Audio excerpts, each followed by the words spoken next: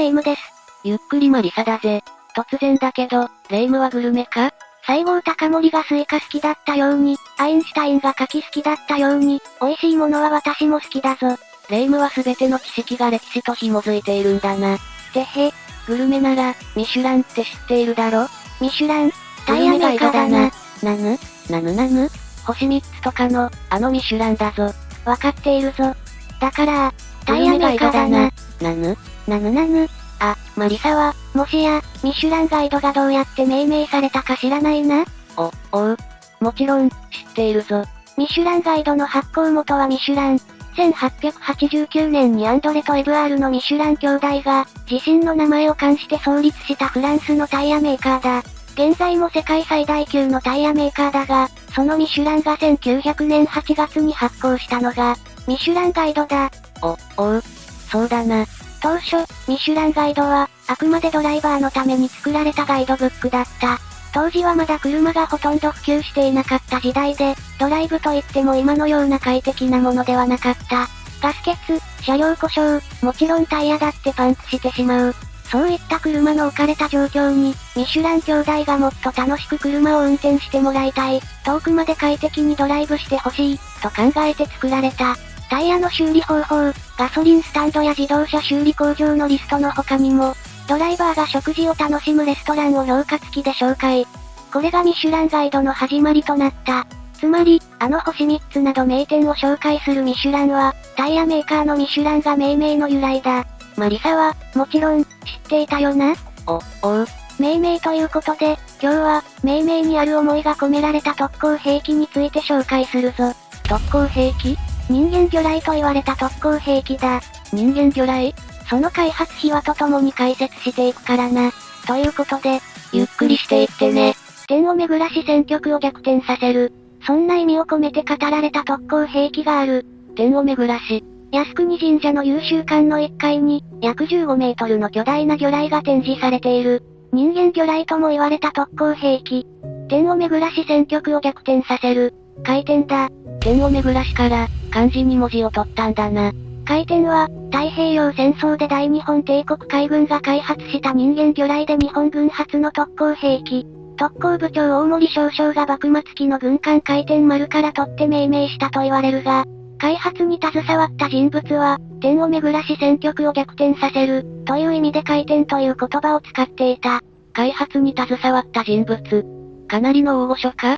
いや、22歳の若者だ。そんなに若い方なのか？開発者の方の話は後でじっくりするからな。ラジャーだ。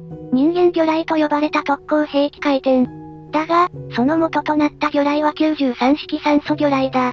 93式酸素魚雷？93式酸素魚雷は、艦隊決戦型の駆逐艦、巡洋艦用に採用された超大型魚雷だ。直径61センチ、重量 2.8 トン、作薬量 780kg、時速約 90km で疾走する無航跡魚雷で、40ノットの高速でも 30km 以上の射程を持つ優秀な魚雷だった。1ノットは 1.852km だから、40ノットって 74.08km。速い。この魚雷は1933年に正式採用されているが、93式という名称は後期2593年の末尾に桁数字によるものだ。ゼロ戦は後期2600年正式採用だったからゼロ戦だったな。ゼロ戦の回で勉強したぞ。とはいえ、酸素魚雷の酸素ってなんだ？燃料の酸化剤に酸素を使用していたので酸素魚雷と呼ばれた。酸素魚雷だと良いことあるのか？92式酸素魚雷は、イギリス、アメリカその他の魚雷に比べ格段に高性能で、第二次世界大戦終了までこれに匹敵する魚雷は出現しなかった。そんなすごい魚雷だったのか？魚雷はもともと圧搾空気のみを動力とするものだったが、第一次世界大戦頃から圧搾空気で液体燃料を燃やし、これに水を噴射して燃焼ガスと蒸気によってピストンまたはタービンを駆動する形式の熱装魚雷となった。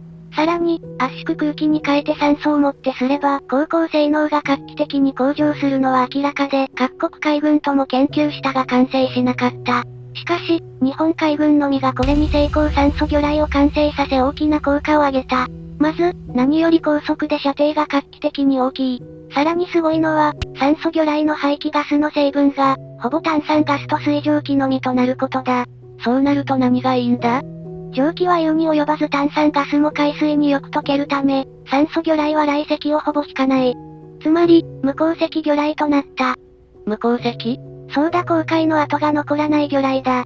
それまでは多量の排気ガスの気泡が魚雷の鉱石に明瞭な白線となって浮かび上がり、魚雷の存在も、撃ってきた方位も露見しやすい欠点があったが、それが解消された。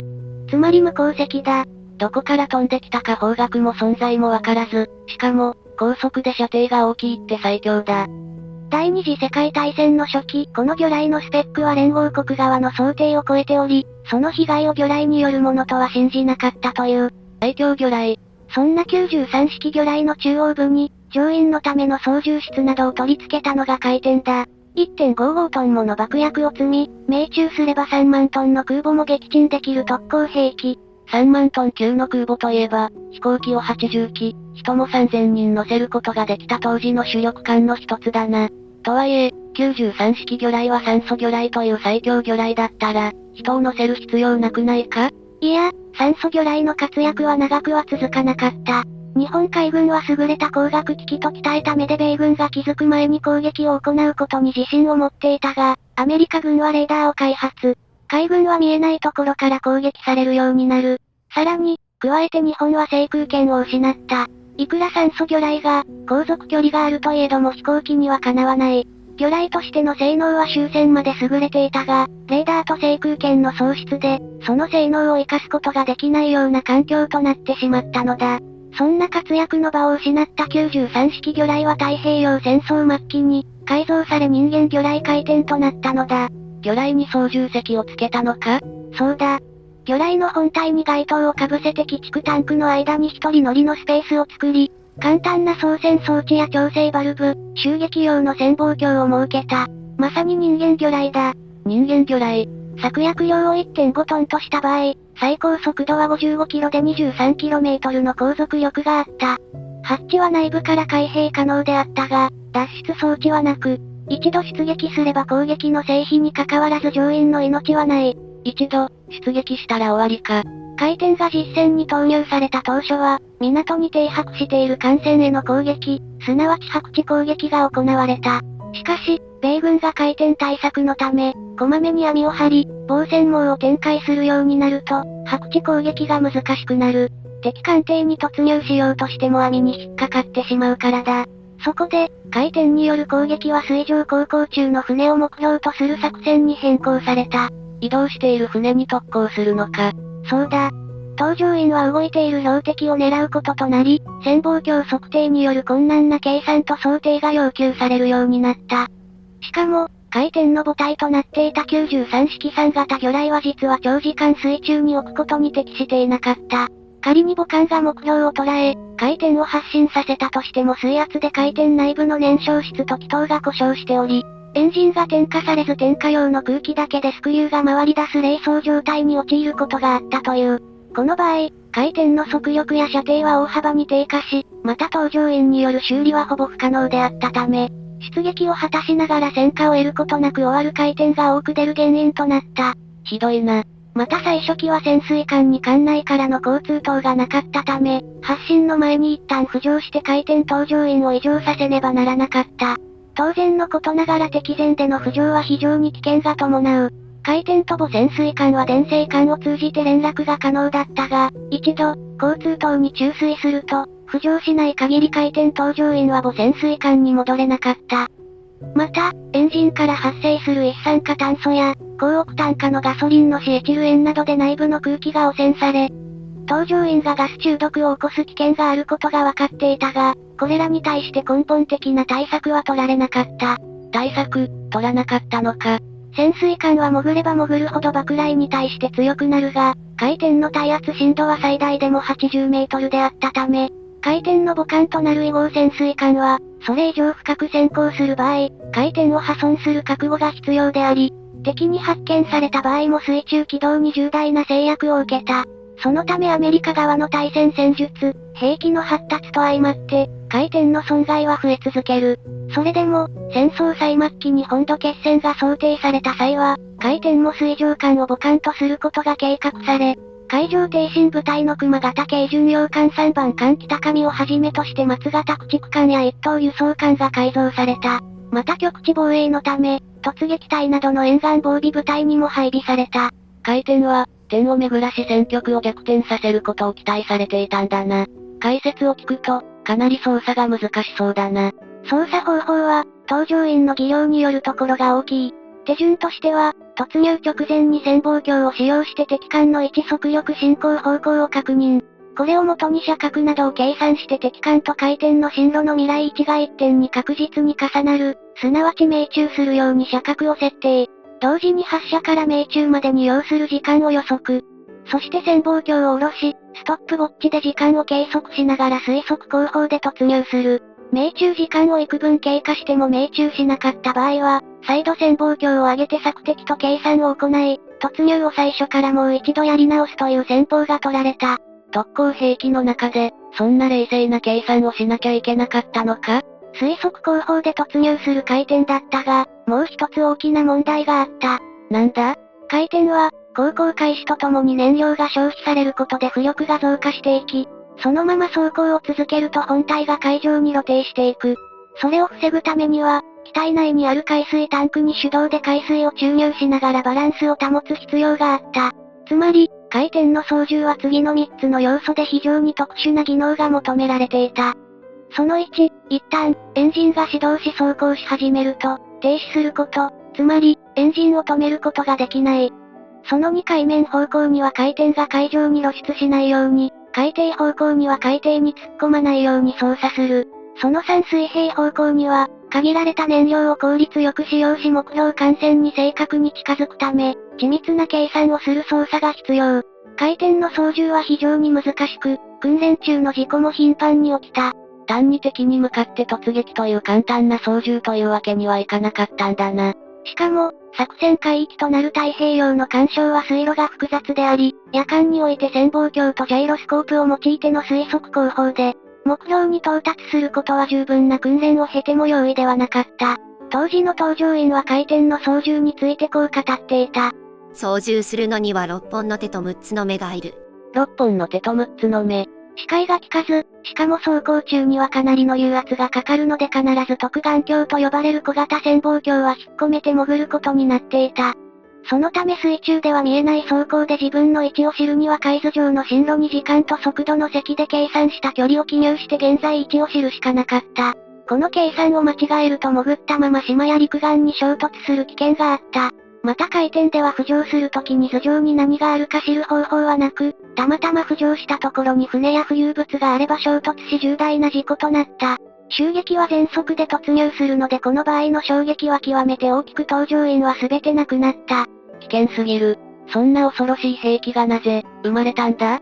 特攻作戦は軍の偉い人が発案して、命令で活かせた、と思われることが多いが、回転の開発に関しては若干22歳の若者の強い信念があった。それがこの若者、黒木宏海軍少佐だ。22歳か若すぎる。黒木宏少佐は、人間魚雷回転の生みの親として知られている。黒木は1921年に現在の岐阜県下呂市で生まれ、昭和13年1938年に海軍機関学校51期に入学。昭和17年1942年12月に特殊潜航艇の講習員となり、ここで人間が魚雷を操縦して敵艦に体当たりする人間魚雷を発案する。そう黒木こそが、天を巡らし戦局を逆転させる、との思いを込めて、回転という名を使っていた人物だ。天を巡らし。実は、昭和19年当時、特攻作戦は表立っては禁止されていた。帝国海軍で尊敬されている英雄、東郷平八郎元帥がこんな言葉を残していたからだ。決死体を出すのは良いが、必死体を出すのはいけない。必死体。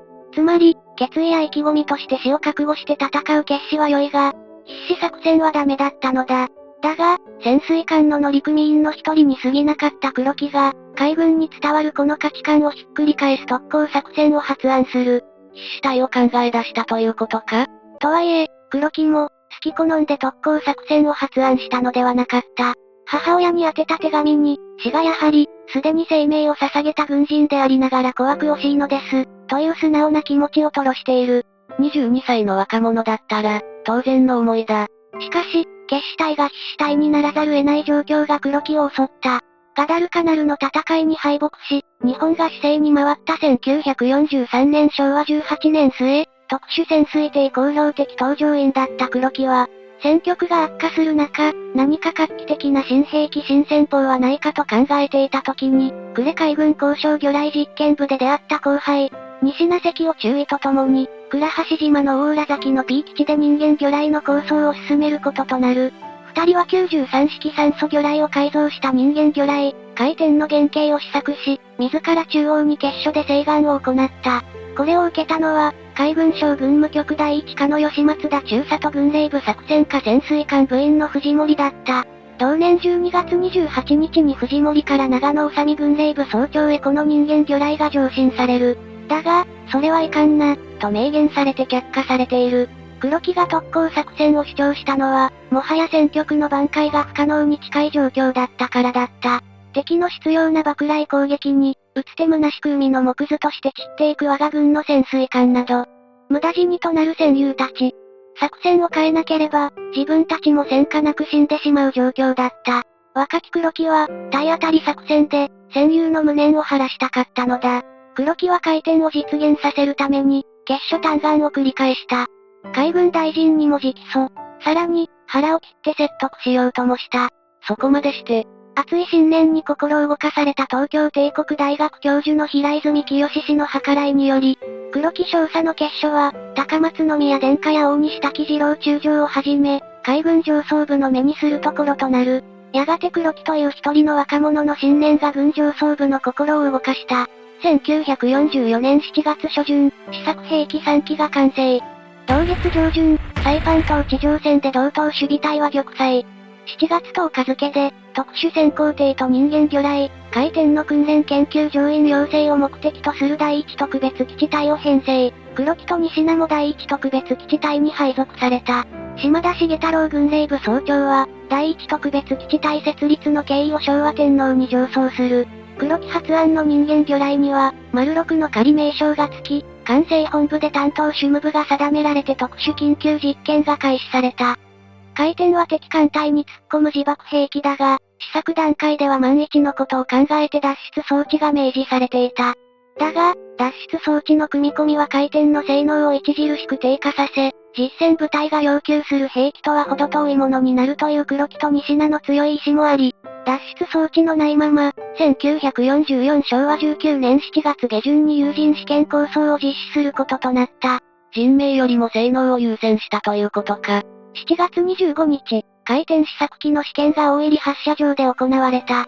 第一特別基地隊司令部では、兵器として採用するか否かの審議が行われる。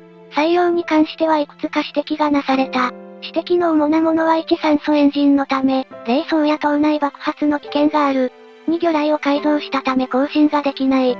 3火事が推進機の前にあるので旋回半径が大きく、航行間襲撃が困難。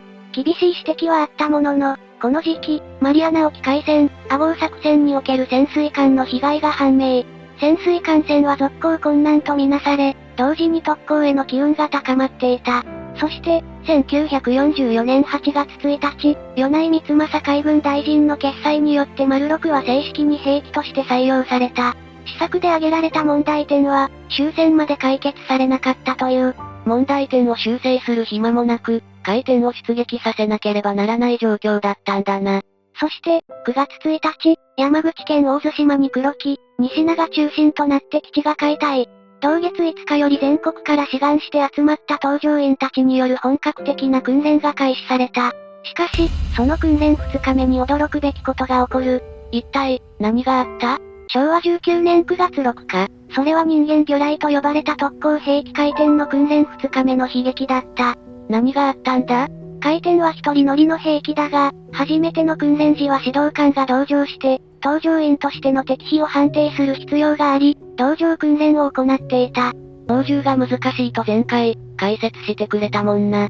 この日、回転に搭乗したのは、指導官の黒木と搭乗員の樋口隆隊員だった。樋口もまた青年士官で、この時両名とも満22歳だった。二人とも22歳。訓練当日の空は秋晴れだった。早朝は空気が爽やかに澄み渡っていたが、しばらくすると穏やかだった海面に風が出て白波が立ち始めた。午前中の訓練は無事終わったが、午後になると風はますます強くなり、雲の動きも速く、高い白波にうねりも加わり、訓練を行うには危険な天候となった。黒木樋口の訓練は午後4時に予定されていた。海天隊指揮官であった板倉光馬少佐は悪天候により訓練中止とせざるを得ないと判断。午前中に訓練を終えた西名も、今日はやめた方がいいでしょう。私の時も湾口で波に叩かれ、潜入時危なかったと意見した。そもそも危険な訓練だろうから、悪天候の時はやめた方がいいよな。しかし、黒木は訓練をすることを申し出た。戦局は悪化の一途をたどっており、海天の戦力化は一刻の猶予もない逼迫した状況だった。それを痛感していた黒木は言った。天候が悪いからといって敵は待ってくれない。黒木は訓練の必要性を訴え、一歩も引かなかった。やめた方がいい気がするぞ。操縦予定の樋口隊員も凛とした口調でこう申し出たという。指揮官、やらせてください。お願いです。二人の気迫に押された板倉少佐は、徳山湾内に限定して訓練実施を決める。日本の危機を救いたいという二人の若者の強い使命感のもと、好天での訓練が決行されたのだ。22歳の若者が、それほど国を思っていたということか。操縦訓練が始まりしばらくした頃、事件は起こった。黒木樋口両隊員の搭乗した海天は徳山湾の水深20メートルほどの海底に突入してしまったのだ。海底で身動きが取れない。20メートルの海底。黒木と樋口の両隊員は、閉じ込められた海天の中で懸命の応急措置を取るが海底からの離脱は不可能。救助を待つしかなかった。閉鎖された空間。空気には限りがある。海天基地の隊員は総出で捜索したが、二人が乗った海天が発見されたのは翌7日、午前9時過ぎのことだった。一晩、見つからなかったのか。海底から海天を引き上げ、ハッチを開けると、操縦席に樋口隊員がうつ伏せに倒れ、その奥に黒木隊員がうずくまっていた。二人とも取り乱した様子はなく、静かに息絶えていた。うわぁ。日頃から殉職を覚悟していなければ、このような最後を迎えることはできない、といった姿だった。黒木の胸ポケットには写真が入っていた。両親、兄弟、恩師、先輩の妻子。7枚の写真が、胸ポケットに大切そうに入っていた。黒木は、いつ殉職してもいいように7枚の写真を胸ポケットに忍ばせていたのだ。そこに、黒木の覚悟と誠実さ、思いやりある、優しい人柄を感じる。そして、黒木は、艇内の酸素が減り意識が薄れていく中、事故が起こる前の状況、海底に突入した時の様子、行った応急処置、事故後の経過、今後設備すべき点などを克明に手帳に書き続けていた。すごすぎる。その一部を紹介するぞ。今回の事故は将官の指導不良にあり、何人も責められることなく、またこれをもって丸六の訓練いささかの支障なからんことを熱望す。丸六とは海天のことだ。黒木は海天の訓練を続けてほしいという任務に対しての思いや、愛国の念を綴り、2000字にも及ぶ遺書は事故後、海天の改良に多大な貢献をなす大切な資料となったという。同乗していた樋口も、後輩諸君に、犠牲を踏み越えて突進せよ、などと激励の言葉を書き残している。空気がなくなり、命の終わりが近づく中、二人の任務に対する徹底した責任感、その根底にある純粋な愛国心が、二人の遺書には綴られていた。薄れる空気の中で、どんな思いでその遺書を書いたんだろう。まだ22歳というのに。好天を押しての訓練とはいえ、その時、海天の製造は始まったばかりで、不具合の多い試作艇であったことも事故の一つの原因だった。この殉職事故の後、大津島の海天隊は、黒木樋口に続けと、必死の訓練に闘魂を燃やした。昼の猛訓練と夜の研究会で操縦技術の習得に努め、技術を習得できた社から順次出撃する。1944年10月下旬、豊田ソ M 連合艦隊司令長官から海天による特攻作戦命令が、ついに発令。特別攻撃隊は菊水隊と命名された。西名も黒木と並ぶ海天の草案者の一人として菊水隊員に選ばれた。西名は黒木の意思を継ぐために出撃直前まで熱心に海天の研究改良に努める。そして、同年11月20日に、西名は菊水隊として漆干渉へ向けて出発。同年11月20日午前3時50分に発進し、午前5時過ぎに最新鋭の大型タンカーであった米輸送艦西シネワへ特攻し、戦死した。西名は21歳だった。輸送艦ミシシネワはどうなったんだ？ミシシネワは沈没した。この時、仁科は黒木の遺骨を抱いて特攻したという。仁科さんは黒木さんの後輩だったもんな。仁科さん。その後も海天特攻隊は大東亜戦争終結まで核戦場で奮闘優先し、アメリカ軍を恐怖に陥れた。終戦まで海天による戦没者数は搭乗員が108名。平均年齢は21歳という若さだった。天を巡らし戦局を逆転させる。海天に乗り込み特攻するその思いが、アメリカ軍を恐怖に陥れて本土決戦を躊躇させた。黒木と仁科はこんな時世の句を読んでいる。黒木博少佐時世の句。国を思い、死ぬに死なれぬマスラオが、ともども呼びつ、死してゆくらん。仁科関を少佐時世の句。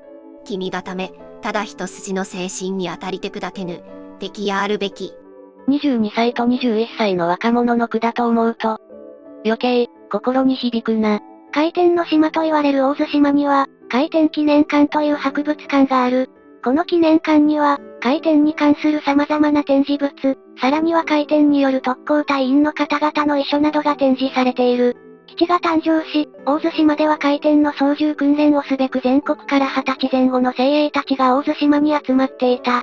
黒木も命を落とした決死の訓練が繰り返される基地での生活。緊張と厳しさに包まれた日々の中で、搭乗員たちは敵艦にうまく突入することだけを目標に操縦技術を身につけていたという。まさに必死の覚悟だな。海天は魚雷を元にしていたため、飛行機や戦車のように確立された操作マニュアルがないため、とにかく試行錯誤で搭乗訓練の全てが命がけだった。ある搭乗員は、搭乗訓練の際、交通塔から海天内部の明かりを見上げていると、ふと母親の顔を思い出したという。厳しい訓練中のたった数秒の間にも、家族や友人との別れを想像して、この魚雷に乗り突撃していくのかと、身震いすることもあったそうだ。身震いして当然だ。搭乗員として出撃できるようになるのは、命がけの搭乗訓練を連続して20回くらい行う必要があった。それほど操縦が難しかったということだな。海天は兵器としては不備な面が多く、頻繁に故障した。そのため、搭乗員の数に比べて練習可能状態の海天は少なく、整備課員たちも不眠不休のフルスロットル状態で整備していたという。基地が開設されて数ヶ月間は、基地からの外出は禁止されており、海軍は原則的に、月火水木金金、と言われていたように、日曜も祭日もない生活だった。そのような厳しい訓練を耐え、青年たちは戦場へ特攻へと出向いた。しかも、敗戦後も乗組員たちの悲劇は続いた。橋口隊員という方は多くの海天隊員が亡くなった中、国を守るという大任を果たし得ずに敗戦した責任を感じていた。そしてポツダム宣言受諾後の8月18日の午前3時、仲間たちと酒を飲んでいた隊員は、酒の匂いが消えるのを待ち、海天特攻基地において自身が乗る予定だった海天の中で真っ白な第二種軍曹に身を正し、拳銃で自決する。ただひたすら、祖国を守り抜こうとしていた彼にとっては生きるという選択はありえなかったのだ。さらには、松尾少尉という方も、終戦から9日経った1945年8月24日に手榴弾を使って大上基地の国旗掲揚台の下で壮烈な自決を遂げた。海天の搭乗員の方たちは戦後、当時を回想して、このようなコメントを残している。じっくりと聞いてほしい。聞かせてくれ。初登場の時の記憶は未だに私の脳裏に残っている。夕食後の士官室の黒板に翌日の搭乗割を記入する専任将校の手元を見ていて自分の名前を確認した私は、搭乗する海天の番号と発車時刻をメモして直ちに宿舎に帰り、前から用意しておいた自分の第1回目の訓練計画を注意深く再検討して寝ずに待っていた指導官に見てもらい細かな修正を繰り返して、最終的に OK をもらった時には日付が変わっていた。それから私は薄暗い常夜灯の灯った大浴場に行き、ぬるい風呂に入って下着を着替え、脱いだ下着を洗濯して星明かりで干し場に干した。もしも事故で命を落としたら、汚い下着を着ていたり遺品に汚れた下着があったりしては恥ずかしいからである。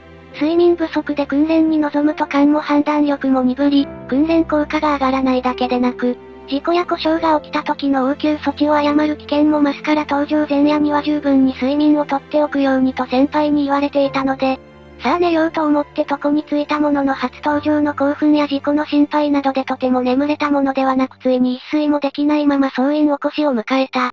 いつもの通り朝礼や体操を済ませて皆と一緒に食卓に着いたが、今夜ここに座って夕食が取れるだろうかと思うと食事は喉を通らなかった。北港に行くのだから、喉を通らないのは当然だ。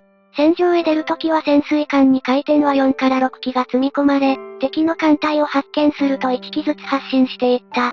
目標艦船を発見し回転を出撃させる場合、初期の潜水艦には、潜水艦と回転を直接結んで、搭乗員や整備員が行き来するための連絡路が掲載している全ての回転ごとに用意されていなかったため、潜水艦を一度海面に浮上させて、回転の上部にあったハッチから一部の搭乗員は乗り込んだ。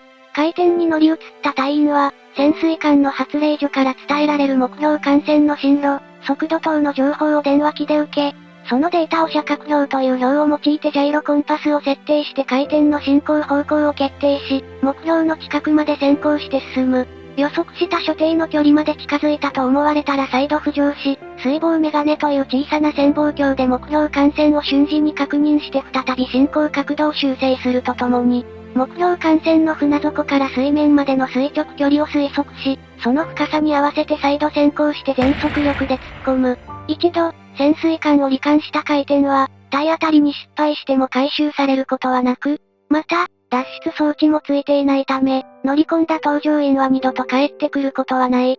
特攻に成功しようが失敗しようが、回転搭乗員の命は助からない。人間魚雷。作っちゃダメだ。最後に回転搭乗員だった方が戦後に語った言葉を紹介するぞ。多くの特別攻撃隊員が尊い命を自ら進んで国家に捧げた。どの隊員も多数の志願者の中から選ばれた心身ともに健全な若者であったが、人間である以上、出撃前に多少の迷いはあったかもしれない。しかしながら最後は使命感に燃えて気力充実した状態で突入したに違いないと私は自分の経験から思う。そうでなくては突入ができるはずがない。特に回転では突入するとすぐ衝撃信管の安全装置を解除し電気信管用の電池を接続する冷静な操作と、目標に命中するまで何回でも再突入する強靭な精神力が要求されていた。そして、この方は、こう結んだ。特別攻撃隊員に限らず、人のために命を捧げることは人間の死に方としてこれ以上崇高なものはない。今でも私はそう信じている。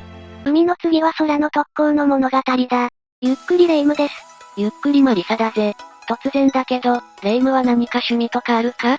もちろん、歴史だ。俺は趣味がないからスキューバダイビングとかしようかなって思っている。海に潜るあれか？そうだ、海の中ではいろんなものが見られるぞ。確かに。例えば比叡とかだな。比叡？そんな熱帯魚いたか？混合型戦艦の2番艦の比叡のことだ。計画時は装甲巡洋艦だったが、イギリスに発注され同期で建造された混合型巡洋戦艦1番艦混合の技術を導入し、日本で建造された、巡洋戦艦として竣工したが、改造により戦艦へ艦種変更された比叡だ。第3次ソロモン海戦で損害を受け、空襲により放置され沈没。ガダルカナル島の佐渡島北西、水深985メートルの地点で沈んでいる。いや、スキューバで見るのは綺麗な魚とか。あ、まだあるぞ。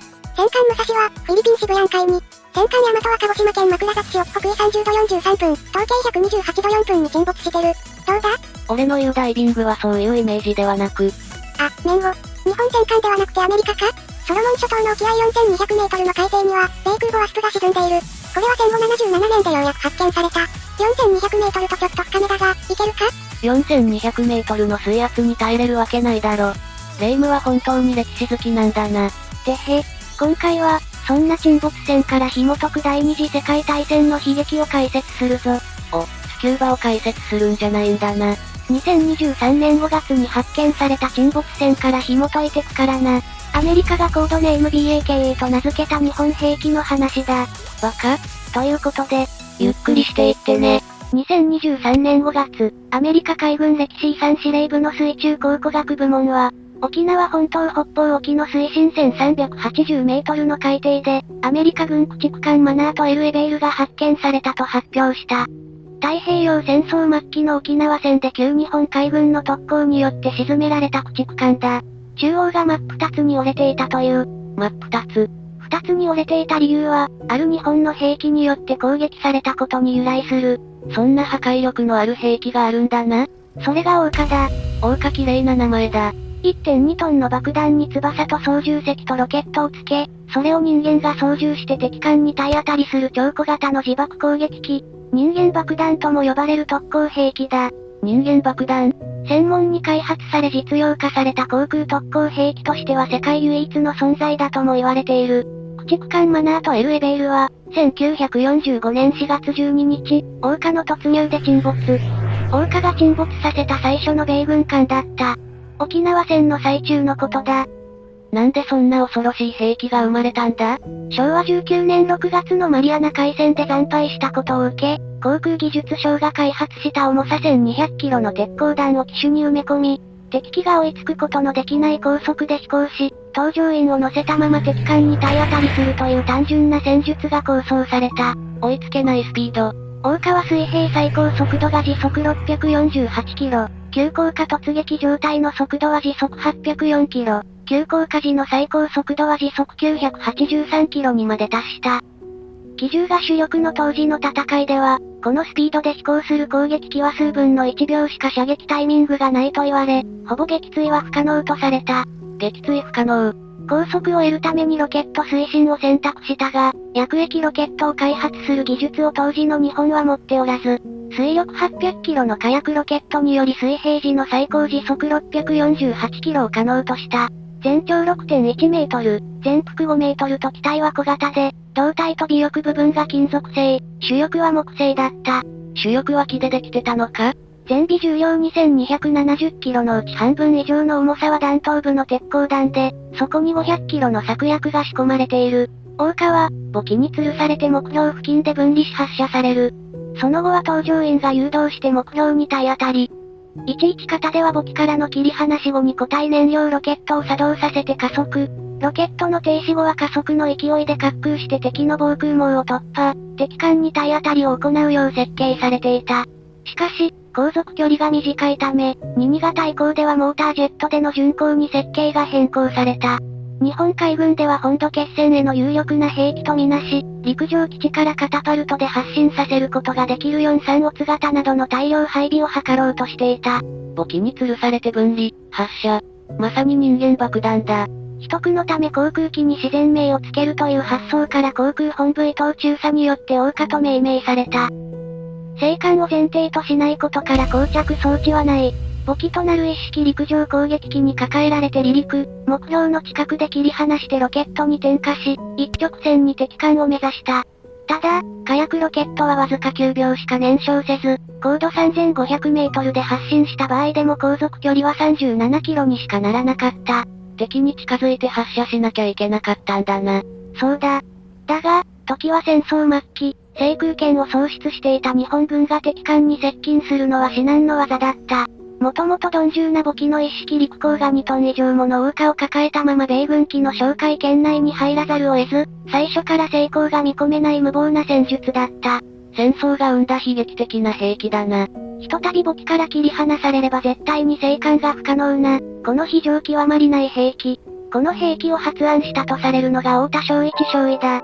大正元年8月23日、山口県熊毛郡生まれ、叩き上げの特務士官で、シナ事変では96式陸上攻撃機に乗って、多くの実戦に参加している。その後、予備役となったが、即日再招集されて教官配置につき、太平洋戦争ではラバウルを拠点に、南太平洋の前線で空を飛んでいた。そんな太田さんがなぜ、桜花を発案したんだ？それは多くの謎に包まれている。一度、予備役に編入された経歴を持つ、最下位の士官少尉のアイデアが上層部を動かし、兵器の開発につながるということは、普通ならば考えられないことだった。しかし、この特攻兵器のアイデアは現実のものとなる。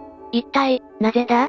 戦争の状況が悪くなった昭和18年6月末頃から、海軍部内では、飛行機に爆弾を積んだまま敵艦に突入するという捨て身の戦法が議論に上るようになっていた。昭和19年2月下旬には、後に回転と名付けられる人間魚雷の試作が、極秘裏に始められている。昭和19年4月4日、軍令部の軍備担当だった第2部長黒島亀と少将は、作戦担当の第1部長中沢佑少将に、特攻兵器を開発することを提案。その案をもとに軍令部は、9種類の特殊兵器の緊急実験を行うよう、海軍省に要望した。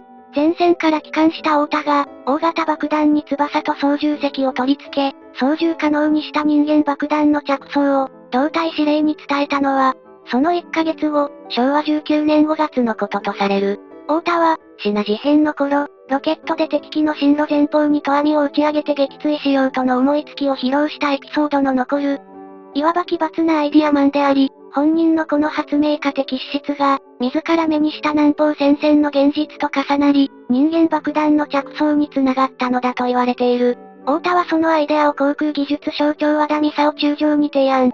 和田中将はこれを、海軍の航空行政を司る航空本部に伝え、航空本部の伊藤中佐と、軍令部の源田中佐とが協議して研究を進めることとなった。太田はさらに、三菱名古屋発動機製作所を訪ね、陸軍が開発中の移合誘導弾と称する、母機から投下する有力誘導弾のあらましを聞き出した。誘導装置の精度が悪く実用化には程遠いと知り、誘導装置を人間に置き換えるのが一発必中を実現する早道だと確信して、太田が東大に足を運んだところから軌道に乗る。行動力がすごいな。東大航空研究所に、火薬ロケット推進の特攻機の着想を持参。海軍上層部を動かすための基礎資料の作成を依頼している。太田のアイデアは、特攻に舵を切ろうとしていた軍令部や、一部の第一線部隊指揮官にとってまさに渡りに船、希望に沿うものだった。会社が求めていたアイデアが若手社員から出たイメージだな。昭和19年8月16日、航空本部は太田少尉の人間爆弾の試案に丸大の一区名を付け、空技省に試作を命じた。丸大の設計を担当した三木忠直技術少佐は、人間が乗って敵艦に体当たりするという構想を聞かされた時、興奮買いしたという。何が一発必中だ。そんなものが作れるか。冗談じゃない。一体誰を乗せるつもりだ。その問いに、太田はこう答えたという。私が乗って行きます。私が。この答えに三木は、操縦者の意思の代表として、彼の発案を喜んで実現の促進に努力する腹を決めた、と戦後、式に記している。本人が乗ると言われたら、断りづらいな。桜花の開発は急ピッチで進み、並行して部隊の編成も進められた。10月1日、茨城県百里基地で桜花を主戦兵器とする第721海軍航空隊、いわゆる陣雷部隊が誕生。特攻部隊の指揮官になることを熱望した岡村大佐が司令となり、湯野川中尉が、この隊の桜花隊分隊長となった。10月31日、爆薬の代わりに水を搭載、着陸用のソリをつけた桜花11型探査練習機 K1 が初の実用実験に成功する。簡単な構造だったため、開発が決定してから、わずか2ヶ月半後のことだった。たった2ヶ月半で完成か。桜花隊分隊長湯野川は、当時をこう回想している。随分単純な飛行機だな、というのが桜花の第一印象でした。投下されてガーッと機首を突っ込んで、250ノットぐらいの高速で操縦桿を動かしてみた途端、これはいい、と思った。舵の利きがいいし、素晴らしく操縦しやすい。0線は下手に急降下するとどうしても機首が浮くが、桜花は自由自在だ。そして、こう決意する。面白い。これでやってやろう。こんな恐ろしい兵器が本当に実戦で使用されたのか？昭和20年3月21日午前11時20分。鹿児島県の鹿屋海軍航空基地から、桜花15機が初出撃する。出撃。桜花はレーダーで探知して待ち構えていた米海軍戦闘機と遭遇。桜花を搭載した一式陸行は桜花の重量により速度が低速となり運動性も大きく損なわれていたため、アメリカ艦隊の遥か手前で、アメリカ軍戦闘機に母機の一式陸行が全滅させられ、桜花を射出することもできなかった。桜花は敵艦隊にたどり着くことなく、全機が母機と共に撃墜されている。桜花搭乗員15名の若い命が、九州と井の岬南東の沖に消えた。母機と共に、悲しい。そして、2度目の出撃も戦果を全く上げられない中で、4機が未帰還となった。1945年4月12日、第3回陣雷桜花特別攻撃隊でようやく桜花は戦果を上げることになる。土井中尉搭乗の桜花が駆逐艦マナーとエルエベールの艦隊中央部に命中。射出された桜花が超高速でマナーとエルエベールの喫水線に突入したことで、衝撃と爆発により、船尾は一瞬で吹き飛び、船体は真っ二つに折れ沈んだ。海底で発見された船体は、中央が二つに折れていたことからマナーとエルエベールと断定されたという。真っ二つに折れるほどの衝撃だったってことだな。初戦果を報じた1945年5月28日の新聞では、ロケット機陣雷と呼称された。一方、大型爆弾に操縦席と翼、ロケットをつけ、母機から離された瞬間に搭乗員の死が約束される桜花は、米軍には理解不能の兵器だった。彼らは、愚か者の機体との意味合いで、日本語のバカにちなんだバカボムというコードネームをつけた。桜花は終戦までに755機生産されている。桜花隊の出撃は10回にわたって続き、55名の若者が命を落とした。自分が乗ると言った、開発のアイデアを出した太田さんも命を落としたのか？太田は桜花搭乗員となるべく異例の取り計らいで偵察員から操縦員への転換訓練を受けたが適正なしと判断され搭乗しなかった。終戦3日後の昭和20年8月18日、ゼロ戦を操縦して桜花の訓練基地であった茨城県の河野池基地を離陸し、そのまま行方不明となった太田は、公務士として死亡が認定される。亡くなったのか？いや、太田は、実は海上に不時着、漁船に救助されて生きていた。太田は、偽名を名乗り大阪に出て妻をめとり子供にも恵まれた。戸籍は抹消されていたため、勤め先で証明書を求められたりするたびに辞めて、生涯で20いくつも仕事を転々としていたという。その晩年、太田は突然、家族の元から姿を消す。太田は伊丹空港から沖縄に飛び、その後、和歌山に渡って高野山に向かったという。沖縄？と高野山？沖縄は、桜花も出撃した激戦地だ。高野山には、多くの特攻戦死者を出した海軍飛行戦修予備学生14期生の慰霊碑がある。因縁の地か。太田は高野山で宿坊を訪ね、ここでは海僧侶に、自らの正体が太田正一であることを明かした上で、桜花を発案し、悔やんでいることを語ったという。その翌日、高野山を辞した太田は、タクシーで南紀白浜の景勝地三段壁に向かった。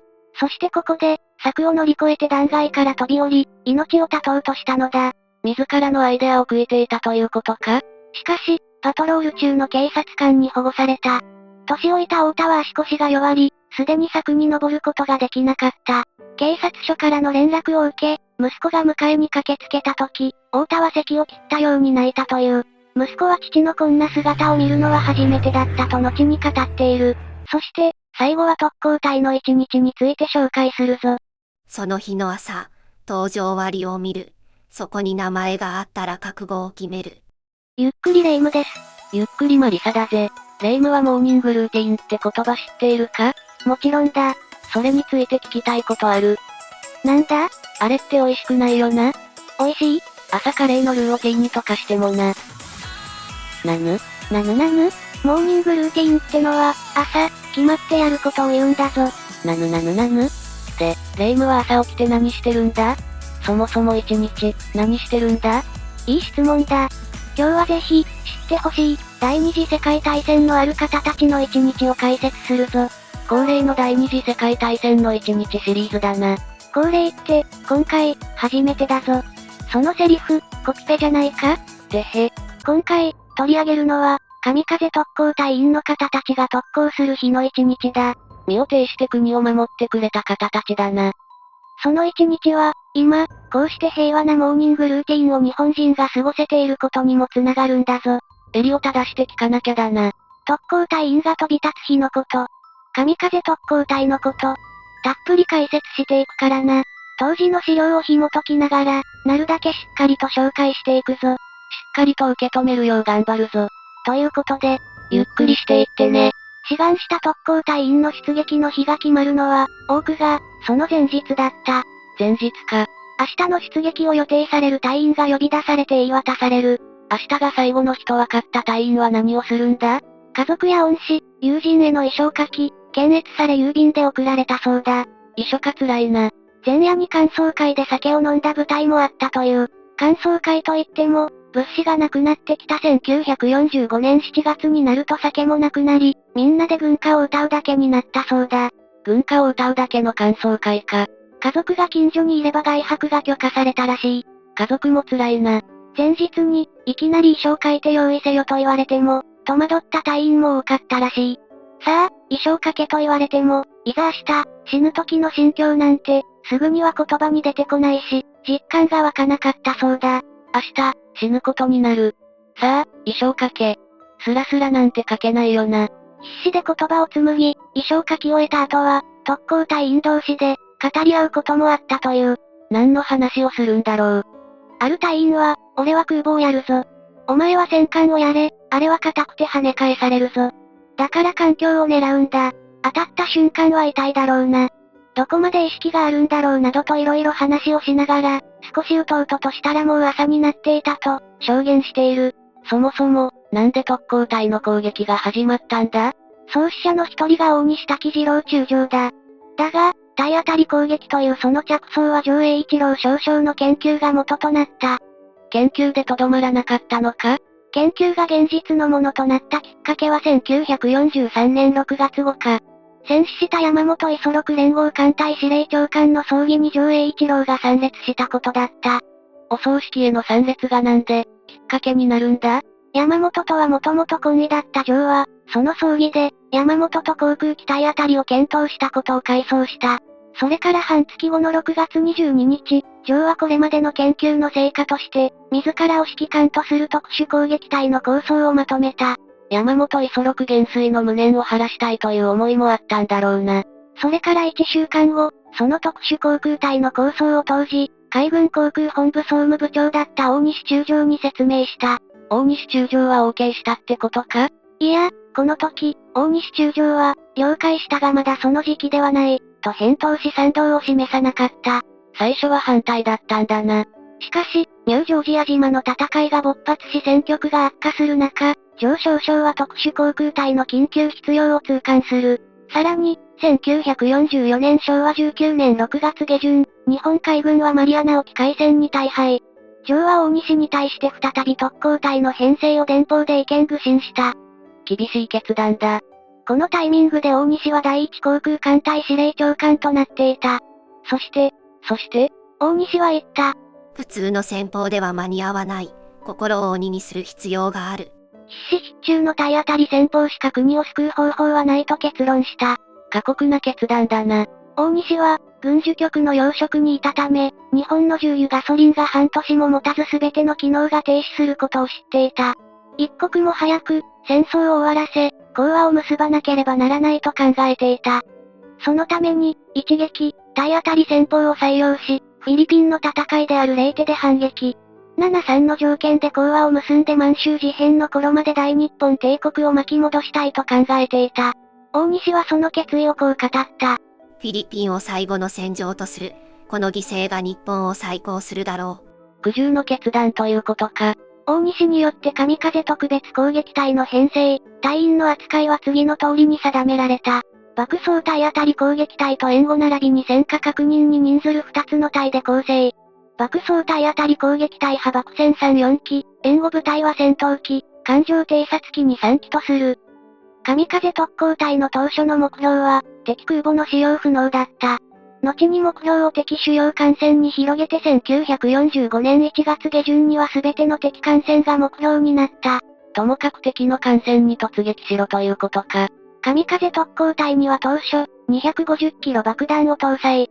その後は搭載ギリギリの重量500キロの爆弾を積んで飛び立った。搭載量ギリギリ。ここからは特攻隊員だった方が戦後に語った、特攻の前日、隊員たちが呼び出された時の話だ。呼び出した飛行長は、よく来てくれた、と部屋に迎えてくれ、重兵が皿に乗せたぼた餅を運んでくれました。それを食べ終わるか食べ終わらないかの時に、飛行長から、明朝黎明発進を告げられました。ドキンとしてぼた餅を喉に詰まらせそうになりました。まだ口がもぐもぐ動いているのに。そして、割り切れない思いを胸に、宿舎に用意されたわらばん紙に、鉛筆で遺書を書きました。両親、兄弟、親戚、恩師、脳裏に浮かぶ人はたくさんいましたが、感謝の思いを言葉にしようにも、なかなか思うに任せません。ようやく記した遺書と髪の毛と爪の入った小さな紙の包みを残る兵士に託しました。そして、特攻当日に搭乗割が張り出されました。前日、出撃が告げられても搭乗割に名前がないこともあったそうだ。そもそも特攻隊員はどうやって決められたんだ？特攻隊員の選抜については、大西が軍令部に航空特攻の開始を進言した際に、総長の及川より、あくまでも本人の自由意志に基づいてやってください。決して命令はしてくださるな、と念を押されていた。そのため、原則は本人の志願に基づくものとされていたとする意見もある。だが、一方で、最初の神風特攻隊敷島隊の指揮官となった関の志願は命令に近い打診だったとも言われ、初めから志願者のみという原則は徹底されていなかったとする意見もある。志願といっても、断れない志願もあるだろうし、本当の志願もあっただろうし。胸の内はわからない。みんながやるなら、自分もやらねばの思いもあるだろうしな。志願にあたっては、親一人、子一人のもの、長男、妻子のあるもの、を除外することとしていたが、これも徹底はされていなかったそうだ。実は、終戦後、米国戦略爆撃調査団は特攻に対して、志願制だったかについて、元特攻隊員に詳細な調査を行っている。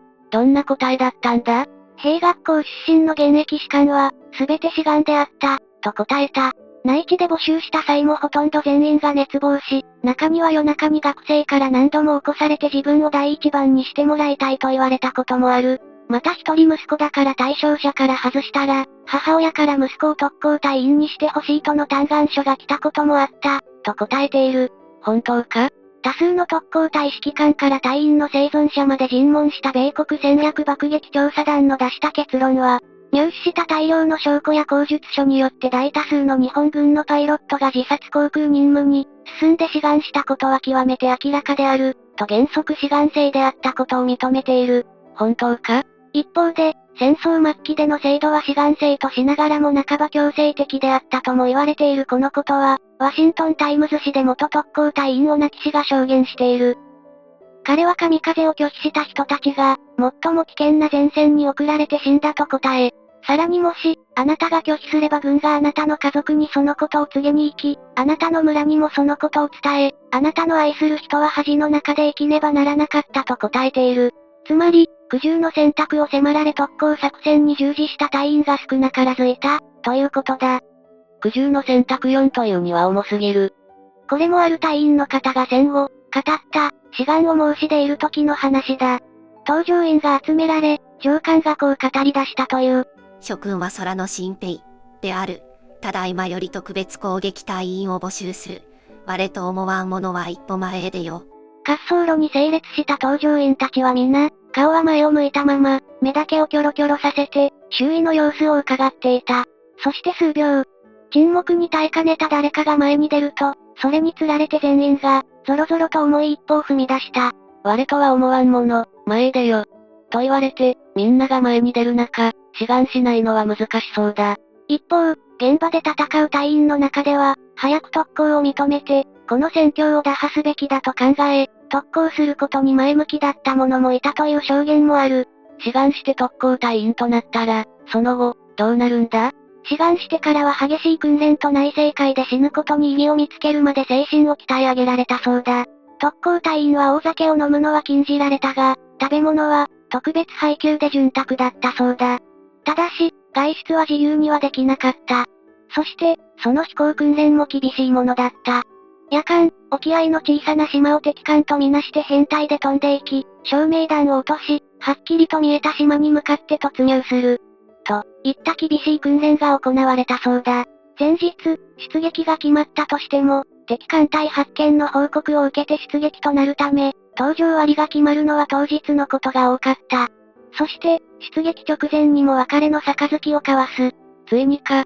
飛び立つ前は、様々な思いが交錯した隊員も、いざ飛び立つと、やってやるぞ敵艦隊に確実に体当たりするぞ。という気持ちになったという証言もある。海軍の特攻隊は、索敵攻撃、つまり敵艦隊を探しながら飛行し、見つけたら突入するという方法を取ることが多かった。予定海面に敵艦が発見できなければ帰還することが許されているから、何度も出撃を繰り返しながら生還した人は珍しくない。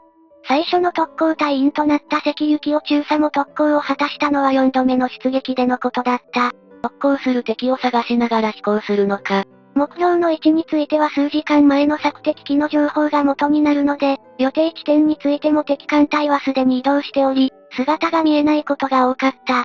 発見できなかった場合は、指揮官機が爆弾を投棄。前機に引き返す合図する。とはいえ、引き返すとなると、次の出撃のために飛行機を無事に戻さないといけない。機銃を下ろして機銃弾も積まずに出撃することもあったため、途中で敵戦闘機に襲われないかという、雪とはまた違った恐怖心が湧いたそうだ。元特攻隊員の証言によると無事、着陸すると、今日は生き延びたという安堵感や喜びの気持ちが広がったが、それもつかの間、また次の出撃が待っている。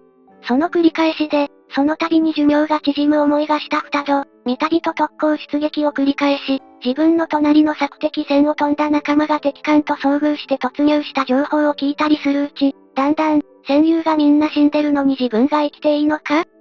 そう思うようになったそうだ。言葉でないぞ。出撃前の別敗も、最初はおみきだったのが、次は水杯、後になったらそんなこともしなくなった。見送る方の感覚も麻痺していくこともあったそうだ。上空で編隊を組むと、互いに手信号で確認し合って、機内からワイヤーで繋がっている爆弾の安全線を左手で抜いた。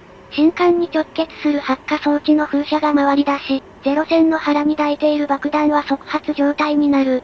フィリピンでの特攻で、爆薬が不発だったことがあり、離陸して安全ピンが外れているか？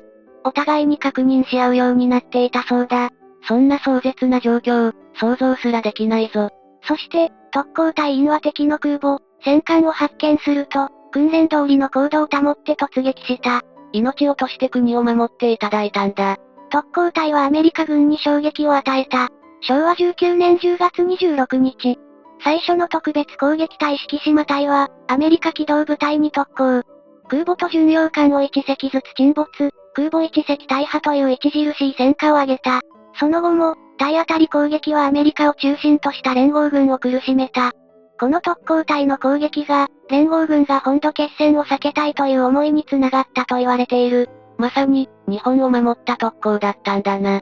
もしもアメリカが本土上陸し、ソ連、中国も日本に攻めてきたとしたら、日本は分割統治されていたかもしれない。分割統治。第二次世界大戦終了後の日本本土を連合国が分割統治しようとした計画案があった。ソビエト連邦は、北方四島と北海道占領計画を持っており、またアメリカ合衆国もイギリス、ソ連、中華民国の連合国での分割統治する案を検討した。結果としては、日本占領は分割占領でなく連合国軍最高司令官総司令部による日本国政府を介した間接統治となった。分割統治されていたら、それぞれ違う国として独立していた可能性だってある。日本の未来が守られた。元特攻隊員だった方はこう言っている。私たちの時代は国家、地域、家が大切という考え方が基盤だった。純粋な気持ちで特攻が行われ、その犠牲に対する敬虔な気持ちを忘れてはいけない。我々は英雄でも、かわいそうな犠牲者でもない。ただ自分の生きた時代を懸命に生きただけ。どうか特攻隊員を憐憫の目で見ないでほしい。特別攻撃隊を創設した大西中将も、死を命じるのが命令の域を超えているのは分かっていたと、戦後、海軍士官が語っている。特攻は、敵に本土上陸を許せば、未来永劫日本は滅びる。特攻は、フィリピンを最後の戦場にし、天皇陛下に戦争終結のご聖断を仰ぎ、講和を結ぶための最後の手段であると、信じていた。彼は終戦と同時に、特攻隊の英霊に申す、で始まる遺書を残して自殺。構想した上栄一郎も特攻機が初めて出撃したフィリピンでの戦いで戦死している。戦争はダメだ本当にダメだ悲劇しか生まないぞ。最後に特攻隊員の方が残した遺書を紹介して、特攻隊員の一日を終えるぞ。23歳の中尉の遺書だ。母上様、私の戦死を知っても決して泣いてはなりません。靖国で待っています。そして、もう一通。23歳の隊員が特攻の当日に書いた大学時代に将来を約束した婚約者に宛てた手紙も紹介する。婚約をしてあった男性として、散ってゆく男子として、女性であるあなたに少し言っていきたい。あなたの幸せを願う以外何もない。あなたは過去に生きるのではない。勇気を持って過去を忘れるのです。私は現在にはいない。あなたは現実を生きろ。会いたい。無償に話したい。私は笑っていきます。アップ主は歴史が趣味というだけなので、異論、反論や間違っている点も多々あるはずだ。それはコメント欄で教えてもらえると嬉しいな。頑張っても至らないところあるはずだからな。これからも勉強していくぞ。歴史を知ることは、今を知ることだ。と、信じているからな。まだまだ未熟ですけど、チャンネル登録、どうぞよろしくお願いします。